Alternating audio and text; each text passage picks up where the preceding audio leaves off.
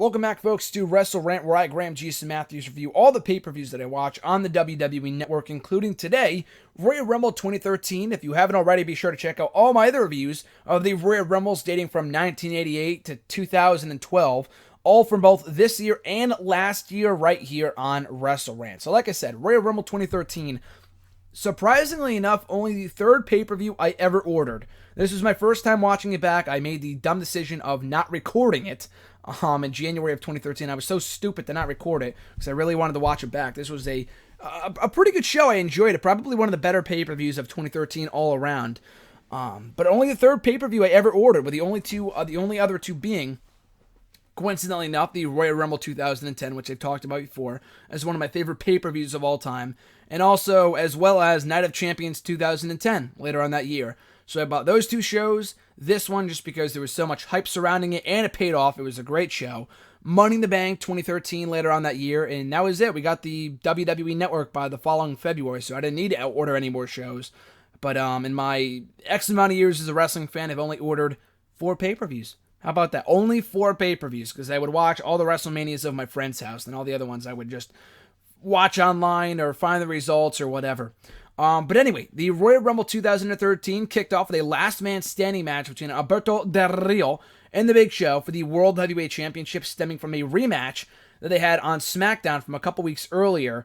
Also a last man standing match where Del Rio initially won the World Heavyweight Championship from Big Show by turning the commentator table on top of him, thus winning the title in Miami, to a huge reaction, and that kind of kicked off Del Rio's run as a babyface on SmackDown. So another really good match between the two. I thought their original match was better, a little bit more creative, but this was still a very good match between the two. Probably one of my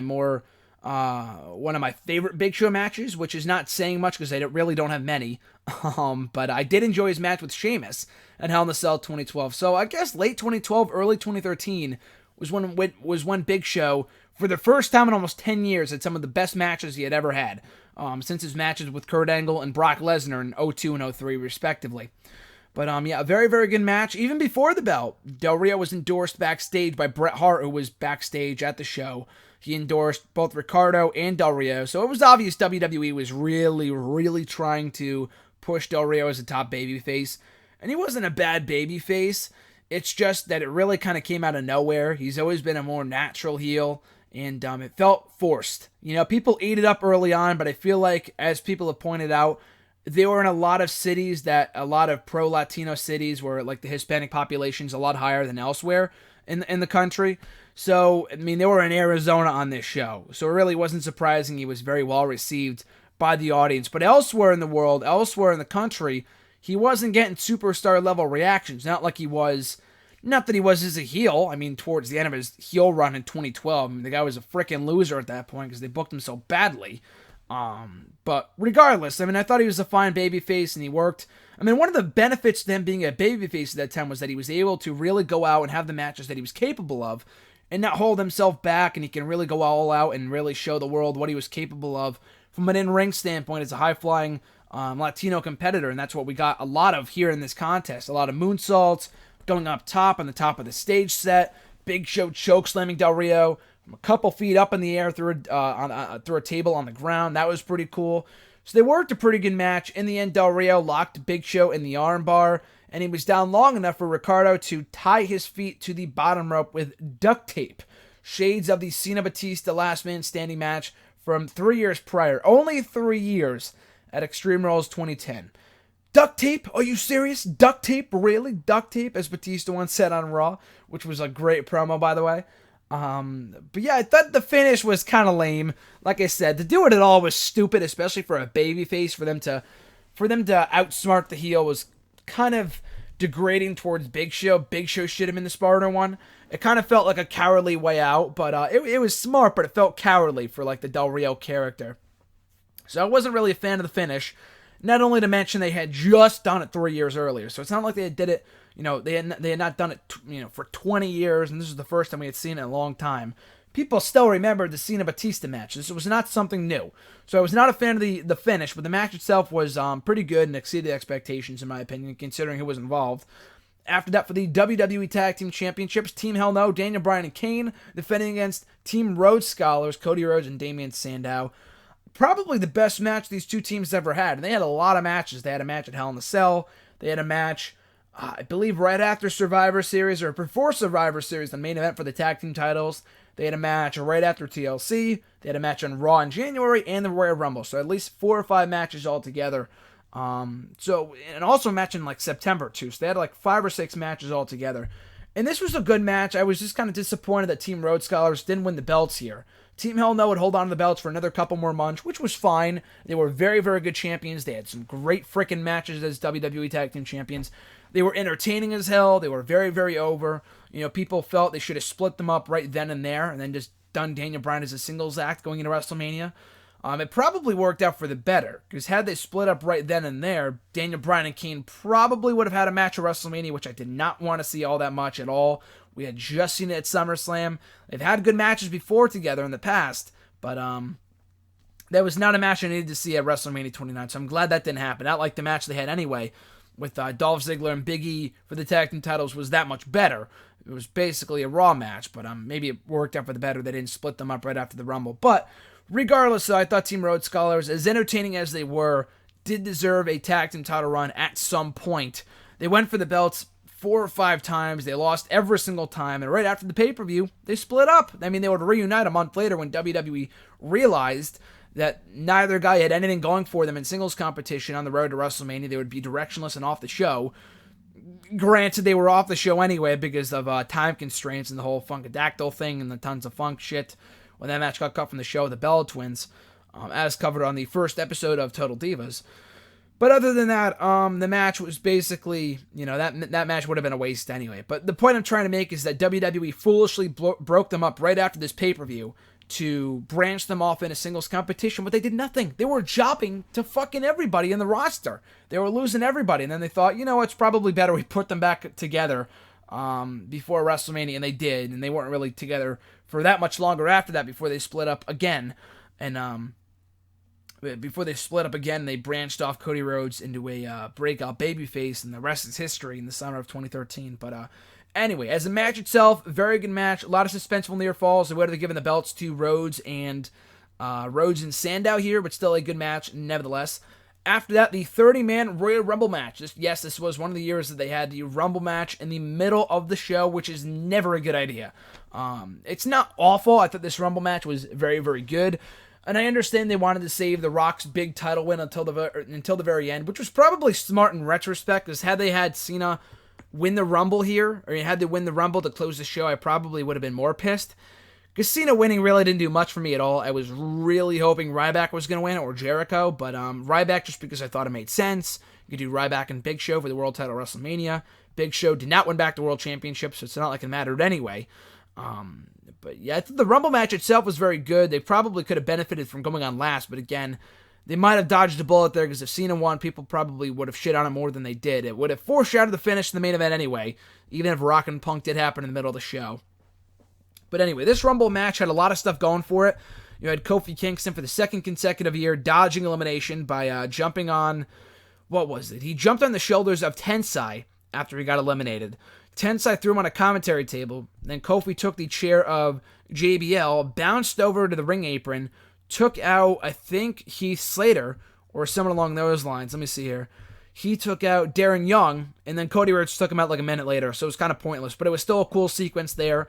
We had Goldust making his WWE return, and the first person he targeted was Cody Rhodes, and Cody Rhodes eventually took him out like I talked about in my 09 review. I think Cody Rhodes has eliminated Goldust in a lot of Rumbles in the past couple of years, at least 3 or 4 Rumbles. But that was a cool little confrontation that lasted maybe 5 or 10 minutes. Goldust lasted a lot longer than I originally thought he would. That was a cool surprise. Chris Jericho returning at number 2 in the Royal Rumble was amazing. I just remember marking the hell out for this match, or for this moment when Jericho came back. When Ziggler was already number 1, and they already had history from SummerSlam and the night after, when Jericho beat him at SummerSlam. Then the next night on Raw, Ziggler beat Jericho to end his career temporarily. Jericho came back in this match. Surprise return. No one reported it. No one saw it coming. The only reports I saw were that Carlito and Shelton Benjamin and John Morrison were going to be in the Rumble, and they never were. It probably worked out for the better, because again, Jericho was a great surprise. Goldust was a great surprise, as was The Godfather. The Godfather showed up at number 17 in my first ever Royal Rumble game where I picked 17. I always have, and I always will going forward. I picked 17 in 2013, 2014, and 2015 in my Royal Rumble game, which whatever number you draw, that person becomes your favorite wrestler for the next year. And I got the Godfather, so of course I lucked out because he wasn't around for the following year. He was only around for one night. But that was a great little surprise, and he wasn't even in it for 4 seconds. Ziggler drop-kicked him immediately, and Godfather became the only person, I believe in WWE history, to walk out to his music, step in the ring to his music, and then leave the ring to his music too, all in one continuous loop. It never stopped. It was hilarious. But yeah, Godfather, great, albeit a short appearance, cameo from the Godfather in the Rumble. Mysterio came back, Sin Cara came back after only like a month away, but it was still a return nevertheless. They did well. Team Hell No. Daniel Bryan he got rid of Kane. He eliminated him. And then I think Cesaro eliminated Daniel Bryan. And then Daniel Bryan hung on to Kane at ringside saying, "No, don't eliminate me." But Kane was still pissed that Daniel Bryan got rid of him. So he just dropped him to the floor. So that was pretty great too. That was pretty much it for all the stories that were told. Ryback came in at number 30. He cleaned house. He got rid of Sheamus. He got rid of Orton. So they put him over huge here by getting rid of 2 top names, 2 former Rumble winners. And then in the end, it was Cena winning the Rumble, which I was not too thrilled with. I mean, I kind of saw it coming. I think we all did. So it really wasn't, shocking as more as it really was kind of disappointing, just because I thought they would switch it up a little bit, give Ryback the rub. They still could have done Cena and Rock at WrestleMania for the championship if they wanted to. I just thought they really should have given it to Ryback to kind of boost his momentum back up after losing at Hell in a Cell and Survivor Series and TLC. He would lose at Elimination Chamber and WrestleMania. He would lose every pay-per-view match for like the next year. But I really thought he should have won the Rumble here. Again, Cena winning was not a bad thing. I just thought it made the finish in the main event way too obvious.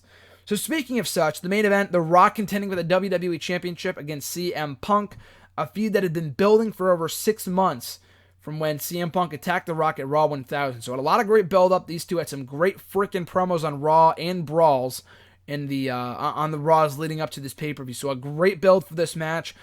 It was a pretty good match. They had a lot of good time. They restarted the match because at one point the Shield interfered, and the stipulation was that if Shield interfered, Vince McMahon would have to strip Punk of the WWE Championship. He wouldn't have to though, because the Shield they attacked Rock in the dark, and it was never proven it was them, although it was obvious it was them.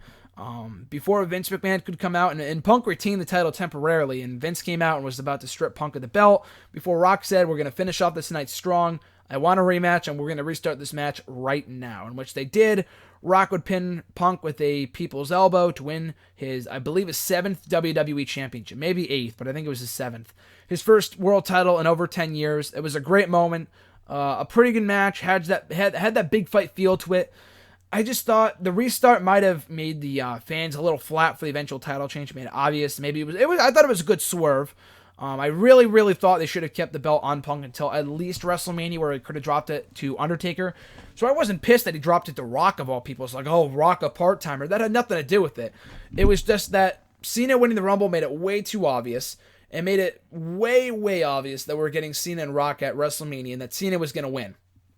So the story they told wasn't bad. It was just way too predictable. And once WrestleMania 29 ended, I'm like, what's next? And thank God Ziggler cashed in on Del Rio the next night, and then Ryback went heel, which wasn't a good thing in retrospect, but they had a lot of good stuff going on in that Raw to WrestleMania that really kind of set the course for the next year in wrestling. But still, I thought that was a pretty good match between Rock and Punk. I enjoyed their Elimination Chamber match more the following month of that pay-per-view, which I'll talk about in my... I'm not covering Elimination Chamber pay-per-views. Not yet, anyway. But I thought the rematch was better. I just thought this match, maybe because Rock hadn't wrestled in like 10 months, that he still had some ring rust on him, so that might have been a factor. The build was great. Again, I just thought it was way too obvious that Rock was winning, and the pop was huge, and people were happy to see him win. But I really thought they could have done Punk and Taker WrestleMania for the belt, and they didn't have to give Rocky his first championship back just yet, and they could have had to win the belt back later on. Whatever. But still a good match.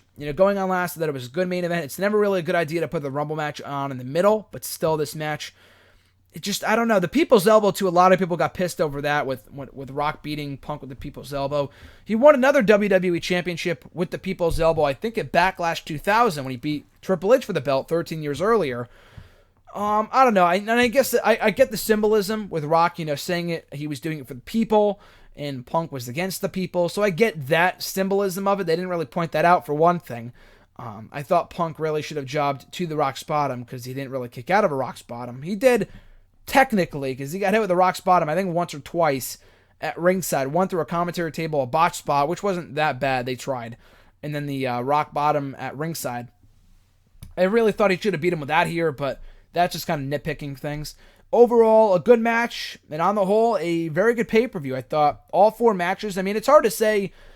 It's weird, because we rarely ever, I think this might have been the least amount of matches we've ever had on a WWE pay-per-view, or at least in a very long time, where all 4 matches were very, very good. I thought the world title match exceeded expectations. Last man standing matches have the tendency to be very, very boring, but I thought this match was a lot better than I thought it was going to be. The tag title match was good. The Rumble match was very good. Not one of my all-time favorites, but still very good. A lot of great surprises, especially. And then the main event held up its end of the bargain with Rock winning back the WWE Championship in a monumental moment. So on the whole, I would suggest that you watch this pay-per-view back. Not one of my favorite all-time Rumbles. A lot better than 2014 or 2015. I mean, those pay-per-views had their respective moments with a lot of great matches.